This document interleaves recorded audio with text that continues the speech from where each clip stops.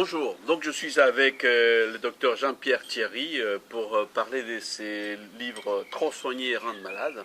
Merci de nous accorder votre Avec temps. plaisir. Docteur, j'allais dire, mais non, surtout voisin andrésien, voilà. c'est ça? Alors, j'ai lu énormément et j'ai beaucoup aimé votre livre.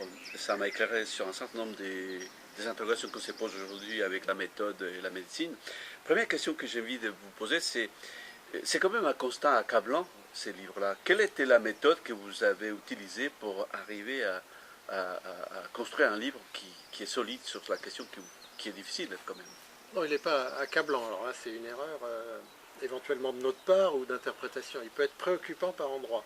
Donc notre méthode, c'est d'ouvrir le débat Oui, à partir d'éléments qui sont en général plutôt connus de spécialistes oui, du champ de la santé, qui sont parfois à l'origine de controverses ou parfois assez peu pris en compte.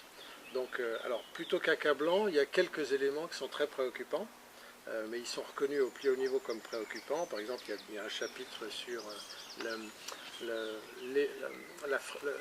fait qu'il y a de plus en plus de bactéries multirésistantes, et ce fait est lié à la surprescription, à la surutilisation des antibiotiques. Donc ça, c'est tellement préoccupant que, par exemple, dans une réunion internationale, puisque c'est adressé au niveau des chefs d'État, au niveau du G7, on a dit que ça pouvait être encore plus préoccupant que le réchauffement climatique.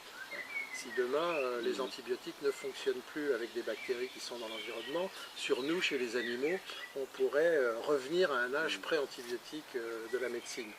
Et il y a un deuxième élément préoccupant, pas accablant, mais qui est peut-être plus critique pour le système de santé, c'est la fréquence de ce qu'on appelle les erreurs médicales, en France qu'on appelle les événements indésirables graves. oui, vous consacrez une partie importante oui, de votre livre. oui, Oui. oui. Mais juste avant de développer tous ces points-là, quelle est la méthode que Donc vous là, il y avez? a la recherche fondamentale, par exemple, celle qui va s'intéresser à la génétique et à l'impact de la génétique dans les maladies. Il y a la recherche clinique, il y a la recherche de nouveaux médicaments, et puis à l'autre bout du spectre, qui est un peu ma spécialité, plutôt ma spécialité, il y a la recherche en santé publique. Et donc notre approche, c'est de partir d'une partie de l'ensemble des conclusions des études disponibles et d'essayer de faire une synthèse. Alors, c'est pas accablant, c'est des éléments de débat. On va y revenir après. Mais c'est des questions qui doivent être partagées d'une façon générale avec les patients et aussi avec le reste de la société civile. D'accord. Alors justement, développons. Donc il y avait l'erreur médicale que vous avez évoquée tout à l'heure. Quelles autres préoccupations avez-vous mis en exergue ici dans cette Pour livre? d'abord, ce qui est assez... c'était un concours de circonstances le jour de la sortie du livre. Il y a un article d'Américain, d'un très grand chuet américain, qui s'appelle Johns Hopkins à Baltimore, qui est publié dans une revue britannique mais mondiale en réalité, qui s'appelle The British Medical Journal, Oui, très qui est connu. repris dans les médias américains et même dans les médias français, et qui fait le constat, en fin de compte c'est un constat qu'on connaissait depuis une dizaine d'années ou même plus, que les erreurs médicales évitables, c'est la troisième cause de mortalité évitable après le cancer et les maladies Aux cardiovasculaires. États-Unis? Non, dans le monde. Dans le monde, d'accord. On a à peu près les mêmes chiffres, les Australiens, là où on a mesuré, on a à peu près la même chose. Et donc si on veut augmenter l'espérance de vie des Français, mais d'une façon générale, les auteurs disent il faut s'attaquer à ce problème. Sur le problème de la surprescription des antibiotiques, ça veut dire que demain, une petite intervention chirurgicale, une biopsie qui peut être nécessaire, ou d'autres circonstances fait qu'on n'aura plus d'antibiotiques pour éviter que le patient soit vraiment rendu très malade, voire meure d'une attaque bactérienne, avec des bactéries courantes qu'on trouve à peu près partout et sur nous-mêmes. Et donc, pour revenir à votre question, par exemple en France, on sait qu'on est dans les mauvais élèves. Donc, il y a d'ailleurs un plan national qui veut viser une réduction de la prescription d'antibiotiques de 25% d'ici 5 ans. Aux États-Unis, c'est plutôt 50%, alors qu'on a à peu près le même niveau de surprescription. Par exemple, chez les visites de médecins généralistes, on peut en revenir pourquoi. La moitié des prescriptions, quand c'est la sphère ORL, pharyngée, la grippe, etc., est inutile. La moitié des prescriptions. Donc c'est des millions de prescriptions, et on sait que toutes ces prescriptions antibiotiques vont augmenter le nombre de bactéries résistantes. À Hambourg, il y a une bactérie résistante qui a tué 55 personnes en très peu de temps, et il y en a 900 qui se sont retrouvés sous dialyse ou avec des besoins de greffe de rein. une bactérie assez banale, mais qui avait muté dans des circonstances qu'on ne connaît pas trop. Bon, il y a plein d'autres exemples de ce type, à l'hôpital, mais aussi parfois en ville, auxquels il faut s'attaquer. La force de ces livres, quelque part, c'est de rendre cette information qui est très technique, très compliquée, d'une manière simple et on la vulgarise quelque part. Est-ce que c'est ça aussi une partie importante de votre démarche? Oui, c'est l'idée. Et il y a la problématique, c'est que certains des éléments de ces débats sont difficiles à discuter et complètement contre-intuitifs. Par exemple, le fait que dans la prévention d'un certain nombre de maladies, quand on baisse les seuils, à partir du moment auquel on les traite, notamment avec des médicaments, l'effet ne soit pas considérable, voire même pas démontrable, c'est une notion très très difficile à accepter par les médecins, par moi-même, par Claude Rambaud avec qui j'ai pu écrire ce livre, qui travaille dans les associations de patients, parce qu'on est en train de passer le message pour un ensemble de raisons qu'au bout d'un certain moment, on tombe dans ce qu'on appelle la surmédicalisation. Et quand on est dans le domaine de la surmédicalisation, donc c'est le trop du trop soigné, trop c'est trop, en fin de compte, on va éventuellement on peut mettre collectivement, statistiquement, la santé des gens en danger. En tout cas, ce qu'on appelle la balance bénéfice-risque, c'est-à-dire le bénéfice à un moment de prendre un médicament, n'est pas supérieur au risque. Donc il y a eu une tendance dans les 20 dernières années, dans un certain nombre de secteurs, à surmédicaliser la société, c'est-à-dire nous-mêmes. Et donc la question, ça va être de savoir comment résoudre. Autrement dit, ce livre donne assez peu de clés au niveau individuel. Il donne des éléments pour discuter avec le médecin sur la base d'une évolution, d'un constat sur l'évolution des pratiques, où on a pu quand même constater une sorte de dérive. C'est-à-dire que, par exemple, si les Français sont déçus de ne pas avoir une prescription à la fin d'une consultation avec un médecin, c'est aussi parce que le médecin est convaincu que le patient ne va pas être content s'il n'y a pas une prescription. Donc Donc c'est trouver un nouveau équilibre par rapport à la prescription. Ça c'est un enjeu. Voilà. Alors pour les antibiotiques c'est clair, mais pour aussi la prévention d'un certain nombre de maladies, ça devient assez clair également. Alors un autre élément important de votre livre concerne aussi l'industrie pharmaceutique quelque part. Intuitivement, vous ne le dites pas dans votre livre, je l'accorde, mais intuitivement vous mettez en cause l'industrie pharmaceutique à ces jours, c'est-à-dire la manière comme elle induit à cette manière de trop soigner les gens, trop presque. Oui, alors en fin de compte, le rôle de l'industrie pharmaceutique dans la surmédicalisation est très bien décrit dans des livres, il y en a en France, quelques-uns.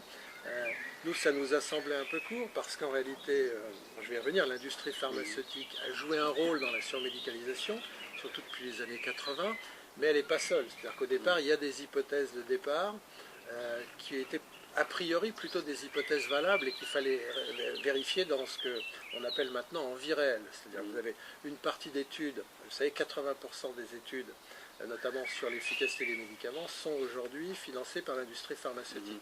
On sait aussi que les résultats négatifs de ces études sont assez peu publiés. Donc on est dans une phase où on prend l'ensemble des données qui sont disponibles dans les bases de données, etc. et on vérifie si les hypothèses de départ sont bonnes.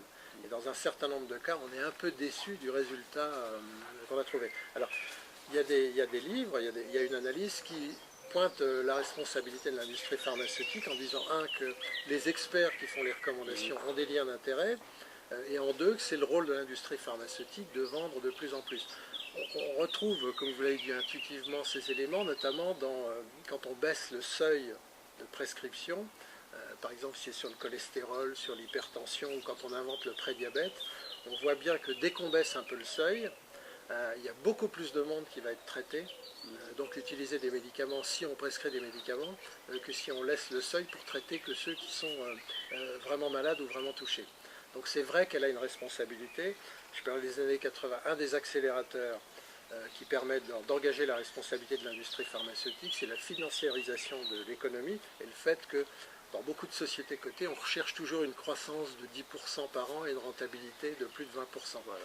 Vous savez que l'industrie pharmaceutique est un peu sur le grill parce que depuis 15 ans ou 20 ans, c'est l'industrie dans le monde la plus rentable sur longue période. On connaît le nom Pfizer, On ne va pas citer de nom, mais il y a même des entreprises publiques aujourd'hui qui font des rentabilités de 50% après impôt, ce qu'on voit dans aucun autre secteur de l'économie. Dans certaines molécules surtout, donc c'est vraiment des conséquences sur les molécules entre guillemets profitables pour l'industrie. Alors on a un problème qui est adressé en France et qui sera proposé d'ailleurs par plusieurs chefs de gouvernement, dont le nôtre G7, qui est de lutter contre le prix des nouveaux médicaments qui arrivent dans le cancer, qu'on ne saura quasiment pas financer si ça continue comme ça.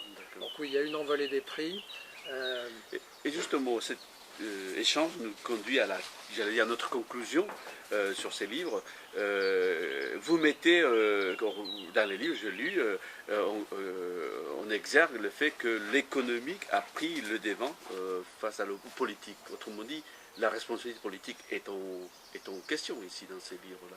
Le politique a perdu quelque part les manettes du pouvoir, des leviers du pouvoir.